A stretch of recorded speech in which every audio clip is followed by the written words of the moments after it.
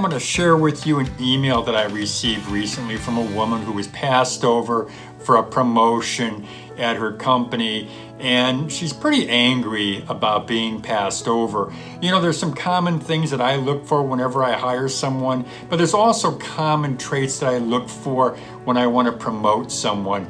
And so this was really a good email for me to get and to share with you, because by the time I'm done sharing this email with you, you'll know what not to do should you ever find yourself in a position where you're not getting the promotion that you want. So let me get right to it here. She says here, "Dear Lou, I was recently passed over for a promotion at the coffee distribution company I work for. This upsets me. I'm a hard worker. I go above and beyond what is expected. I always show up and do my job." You know, one thing that I learned a long time ago, and I learned this with myself, and I've seen this with people that I've employed, is you can be a hard worker, but if you don't have some of the qualities that are necessary for management, if you don't have those qualities, you're not going to get a management position. But let's continue. Let me go on with this. She says the person who got the promotion is much younger than me.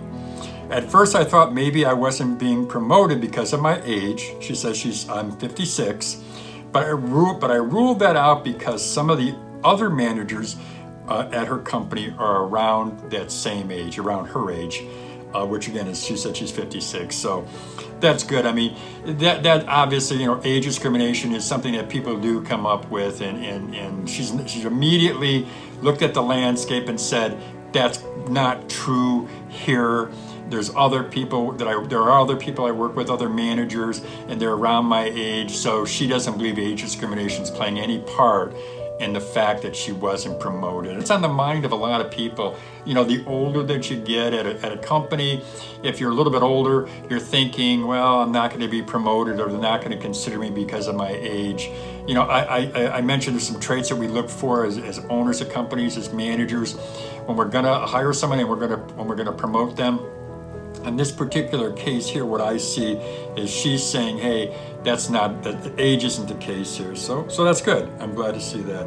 She says, I don't know what to do. I need the job. I was looking forward to the promotion because it meant a healthy increase in my salary. She says here, I spoke to some of my coworkers who suggest I complain to HR.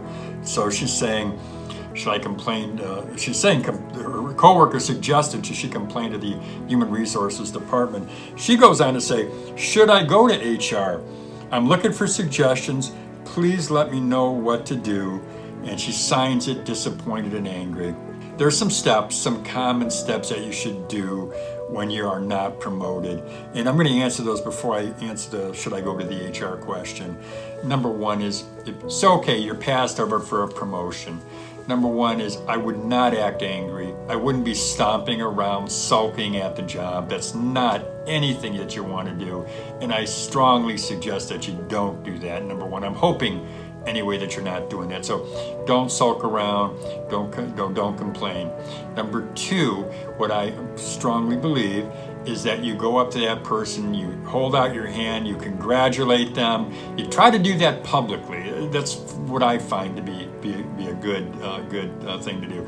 Do it publicly. Say congratulations. You know, I'm so happy that you got this promotion. You know, public display is always a good thing to do. Let them know that. And then the other thing too, number three, is you want to say, I'll support you. If there's anything that I can do to help you, please let me know. I'll be happy to help you. So right away, what you're doing is you're saying, hey, I'm glad for you. The company made the right decision. They made a good decision here.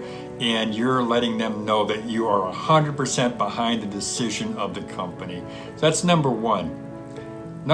That's number one. There's three parts of number one. Number two, what I would do is do a self-assessment. You know, it's always something that's very hard to do because I know it's hard sometimes to be objective. She's sitting there already. She's already let me know, disappointed and angry, has already said to me, or said to us in this email, she's already said that and I'll go back to it. She says, this upsets me. I'm a hard worker. I go above and beyond what is expected. I always show up and do my job. So you're already know those characteristics, those traits about you as a worker. You're hardworking, you go above and beyond. Those aren't always the keys to being a manager, though. They're not. But that assessment is so important. What I would do is I would use the person who got the promotion as a benchmark.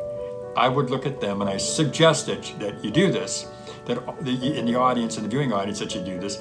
If you don't get promoted, look at the person who got promoted and use them as a benchmark. What are they doing that you didn't do?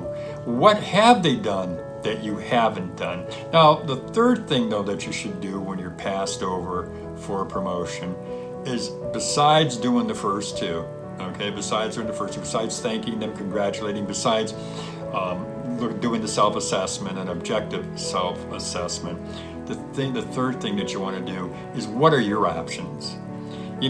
As we get older, I believe, oftentimes we don't think we have the options. We don't think we have as many options as we have. Sometimes we're so, and as she mentioned here, I need the job and I was looking forward to the promotion because it meant a healthy increase in my salary. You're looking for the promotion. Does this mean that you can't go somewhere else? It doesn't seem like, and I don't know, but it doesn't seem like she's considered other options at this point, although I would bet anything that she has. I know typically when an employee doesn't get what they want, they don't get that promotion, they are looking and thinking in their head, should I move on? And maybe they squash that thought pretty quickly. Maybe that just thought lingers. Don't just think that you got to stay here and you can't go anywhere else because this is all you got. What to do when you don't get the promotion? Again, congratulate that person. Do not act like you're angry, upset, or sad. Don't stomp around. Number two, you always do want to do a self-assessment. That's critical. As objective as possible. Even if you have to ask other people, what do they think? And I would not go to my coworkers, any coworker, maybe one or two trusted coworkers that you can ask the question to. You don't want to put it out there that you're upset and that you're trying to find out what you could do differently. You can always ask your manager, hey, I'm so excited for so-and-so, they got the promotion. I'm hoping that I'll have an opportunity down the road. Give me, some ideas what I can do better, what I can do to be on that same path, to get that same, that same reward, get that promotion. And then of course, number three is look at your options. That's important.